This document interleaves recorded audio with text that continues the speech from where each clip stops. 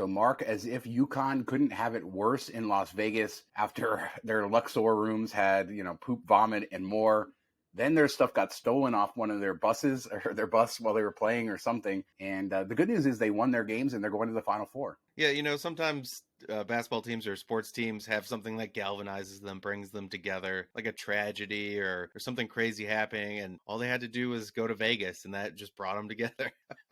And they were expected to win, right? They're favored to be the winners of it all, aren't they? Yeah, they've been destroying people. I think they beat Gonzaga by like 20 or 30 points. So it's been impressive what they're doing. And it's kind of a random tournament, of all 4 seeds or higher in the Final Four. So a little bit crazy, kind of goes in with, 2023 and how the world is. But yeah, I mean, who breaks into a team bus when they know a tournament's going on? That's nuts. Pain builds character. They got tired of robbing casinos, I guess.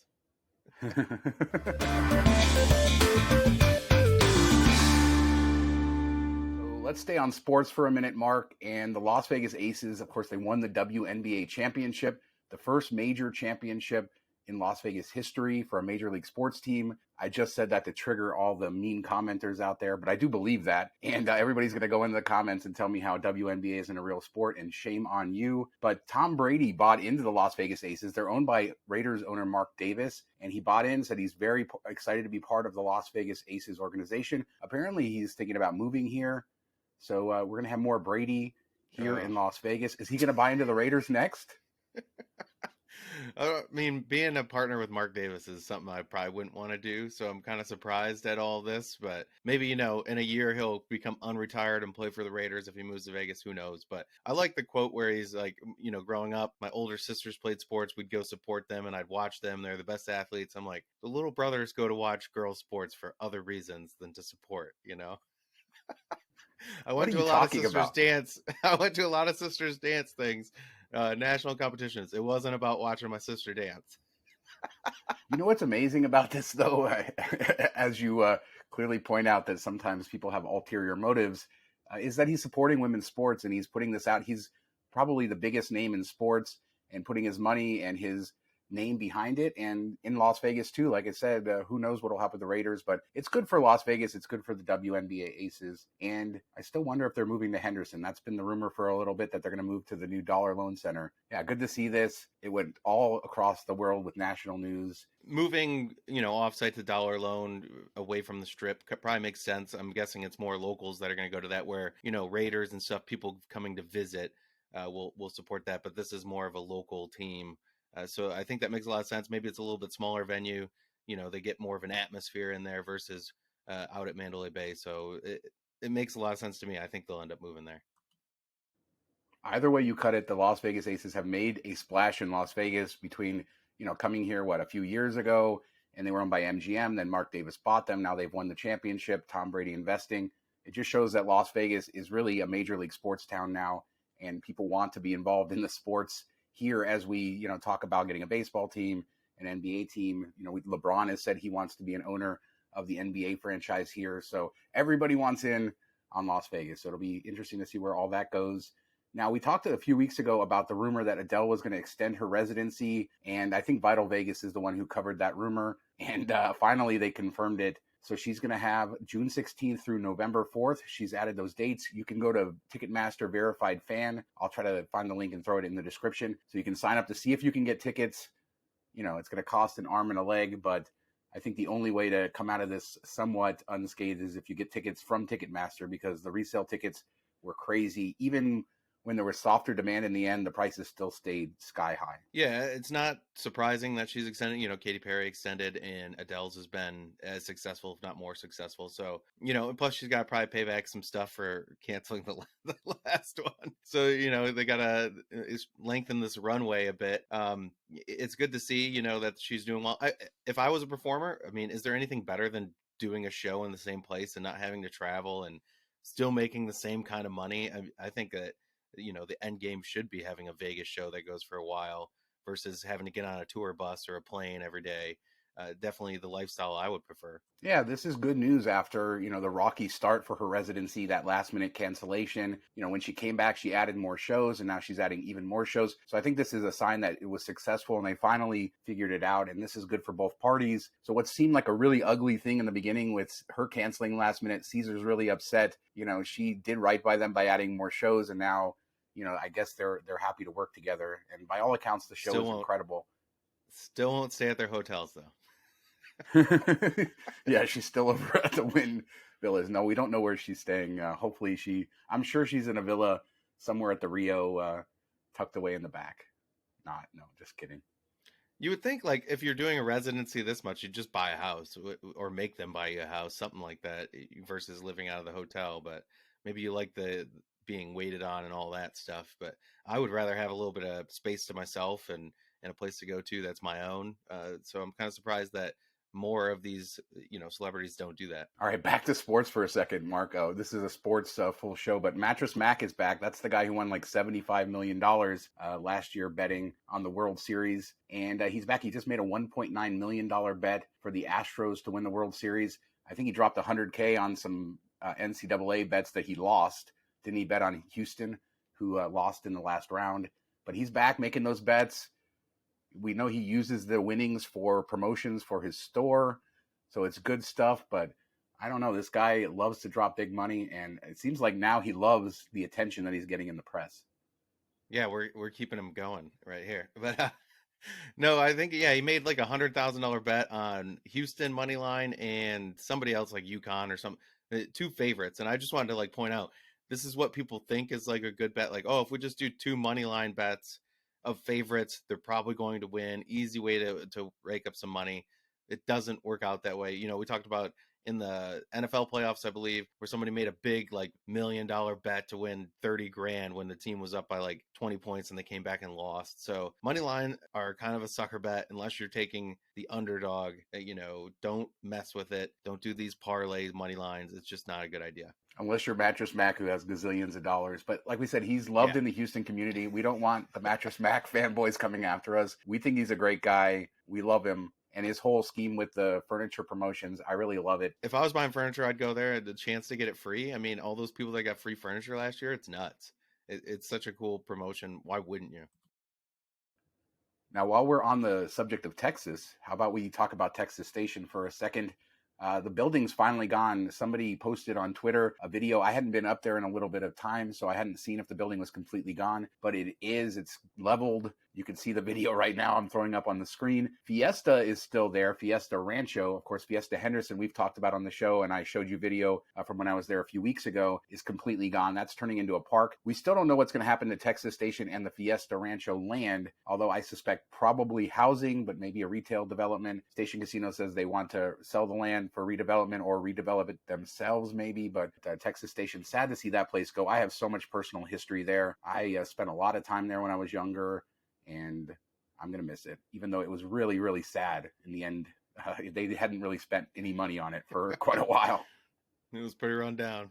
No, but it's like when you go by these casinos and these properties and you see them up close, you see that it's big, massive, takes up a lot of space, but I feel like it's almost more noticeable when there's the void and you're driving and you just keep driving and driving. You see all this vacant land and it's kind of crazy. And it puts it into perspective. If they did something similar with like Excalibur and you drive by that, you just see like the amount of space it takes up, which is pretty crazy. Yeah, this was a big property. I mean, it had expanded over the years, but it just stretched out in a very long way. Big parking garages on either side, 18-screen movie theater, full bowling alley, a really large convention center, and then just a casino that really stretched out side to side. So it was a big piece of land. The Fiesta sits on a smaller piece of land across the street, so there will be less visual shock there when that gets torn down. But yeah, these are the COVID closed casinos that are going away. And I think the one in Gene Terribles is still sitting there. I drove by it a couple weeks ago. And so that one is still waiting to be torn down, to be turned into warehouses. But these are what happens to the casinos that never reopened after COVID. Now let's move up to northern Nevada, to Lake Tahoe, which if you haven't ever been there, State Line in Lake Tahoe has 4 casinos. And it's beautiful because you can see the lake. It really is picturesque there. It's right on the border of California. So South Lake Tahoe, California has a lot of cool things too. And you have 4 casinos there, Harvey's and Harrah's. Those are both owned by Caesars Entertainment. Then you have Bally's, which I believe used to be Caesars and a bunch of other things over the years. But Bally's bought it, and I think a year or two ago, renamed it to Bally's Lake Tahoe. And in 2015, Paragon Gaming bought a property up there and turned it into Hard Rock. And I really like this property. I was there a couple years ago. But now Tillman Fertitta, the guy we love to talk about, just bought it, and he's turning it into Golden Nugget Lake Tahoe. It was renovated just a few years ago, so I wonder how much money they have to invest in it. But he says he's really excited to get into the Northern Nevada gaming market. Yeah, maybe this is where he's going to put the focus instead of doing the strip property and do something smaller there. But I'm kind of sad. Like Hard Rock usually has a pretty good, and I know it wasn't owned by the Seminole tribe, but they usually have a pretty good branding, pretty cool casinos. Like Atlantic City's good, the one in Florida is good. So you'd hope that they'd buy like a Caesars property. Caesars would sell something, because I like Golden Nuggets brands too. I love their casinos. They do a good job. So it just stinks that you're taking out one good one and replacing it with another good one, and instead of like go take over Harvey's or one of the Caesars properties. That's what we need, is get rid of Caesars and MGM and bring in more of these other players. Yeah, and this is a good reminder. We talk about Hard Rock a lot, and most of the Hard Rock casinos are owned by the Seminole tribe, but there are quite a few of the regional ones that are basically franchises, and this was one of them. And it's an older property, and I'm not going to say it was the nicest place in the world, but I did feel like the Hard Rock overlay made it nice enough. And as far as the 4 casinos go, I really enjoyed it. I don't know which one of them was my favorite. I think Harvey's probably is the most dated, but the most historic there. And then you have Harrah's across the street. It's a cool place, and they're all right next to each other. And then you have the stunning views of the lake. You can go be on Lake Tahoe.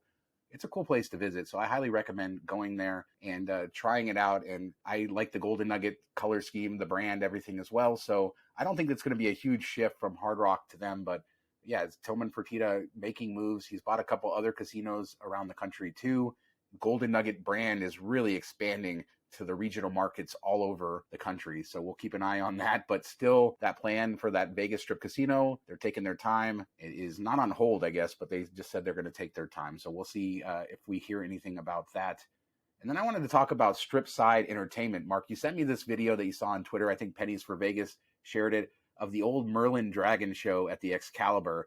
This is the show that was in that little water area as you go up from the sidewalk up into the casino. And there's a few little parts that are still there that you could kind of see if you watch this old video, like the door and stuff like that. But used to have a full Merlin, like animatronic, and a dragon. It was a cool show. I remember watching it a lot when I was a kid. Just another one of those strip side entertainment things that's long gone now. Yeah, I never got to see this. I mean, it definitely looks 90s when you watch the video, late 80s, early 90s. But it's just shows you like what Vegas was and what it is now, and how that kind of was the time where families were a little bit of the focus, as well as just the experience of Vegas, wanting to bring people in, and they kind of had to do these things to get people to come check out their casino, or stand apart from the others. So it was kind of unique. The volcano, the sirens at Treasure Island, stuff like that, one by one have gone away, and they've just been pinching pennies, and it's a big cost, I assume. So it's a way to get rid of it. Like if the fountains ever went away, I think people would revolt. But that's kind of like the last thing left on the strip, really, and it's sad. I kind of miss having those things to do that didn't cost money and got you to go check out different areas of the strip. And now it's just kind of like casino focused. Once we get you in there, we're going to keep you in there. Well, that will bring us to a new strip side show that is coming, and that's the Guitar Hotel at Hard Rock, the former Mirage. We know it's going to replace the Volcano and start construction early next year, most likely. It just got approved last week, and we talked about that on our last show. But I'm on a cruise ship now, as you might be able to see, Virgin Voyages, and I want to talk a little bit about that on the next show, maybe the casino and stuff like that. But I got a chance to go up to Hard Rock in Hollywood, Florida, and I've been there before during the day, and I've even seen the Guitar Tower at night from the freeway. But this was my first time getting out there to see the proper show that they do at night. And first off, I just love that casino, and I've talked about it before. It's a really cool property. You could drop that on the Las Vegas Strip and everybody would love it. And assuming that's what the Mirage is going to be similar to when it's done. But the Guitar Hotel Tower, it's 450-ish feet tall. So it's going to be about 200 feet taller in Las Vegas.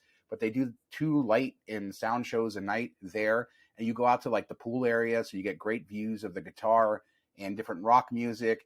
And I'm really impressed by how those strands of light go way up in the air. You can see them very well, and I got a lot of great footage to show you guys. So this is what you can expect coming to the Las Vegas Strip, except it'll be about 10 years newer, meaning we probably get upgraded tech. Yeah, I made a joke on Twitter when you posted this that, it's going to cause plane crashes because those lights, and I know Luxor's light goes up in the sky, but it's like a solid light that's going, and this is, changing colors and going on and off and shooting up, and it really does. It goes all the way up there, like as far as you can see, which is pretty crazy. And I checked out the property years ago, but that was before they had built the guitar tower, and I loved it back then. So I can only imagine it's better now. And the pool area you've talked about is just insane and really cool. So I'm hoping that Vegas, they do all the right things that they did there in Vegas. I think it will be a favorite property, even though people are hating on the guitar a bit. I think it will end up being a marquee property on the Strip and one of the better ones for sure. Yeah, I posted a YouTube short that people can see of the show with sound, so you can kind of see if you want to see that. I'm obviously putting footage up right now so you can see it, but I really loved it. You're throwing it up on the screen. I'm throwing it up on the screen. So as I always do. But it was incredible. I loved the show. I thought it was really good. The way the projections were, the way the lights were, felt very high tech and modern. I mean, we know we've had light and sound shows. I remember when I was a kid at the Tropicana, the big thing was out by the pool area. They had this laser light show in the 1980s. And this is just a new version of that, right? I mean, they projected green lasers on this thing and they had music and it went with that. So this is just a 21st century version of that. So yeah, I liked it. I can't wait to see what they do there. And, maybe they'll do something even greater with tying it into more ground level stuff. I don't know, because here, like I said, that you watch it from way back in the pool area.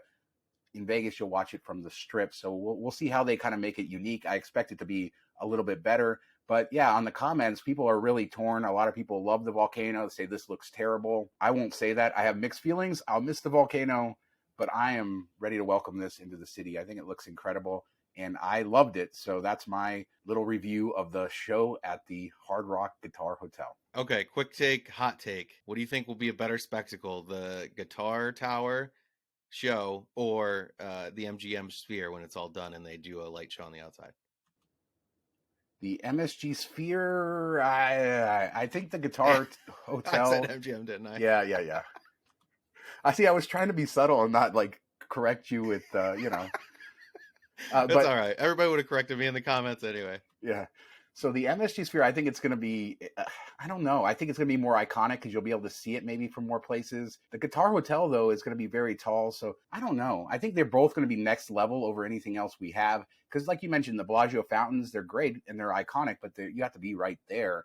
Where both the Sphere and the Guitar Hotel, you're going to be able to see from multiple areas of the city. Even from like where my house is, I can see the screen on the side of Resorts World, which, that's not really impressive because it's just showing stuff.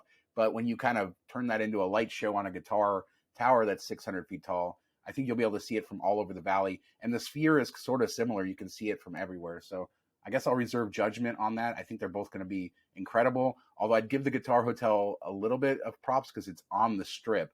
And I don't know, maybe that makes it win.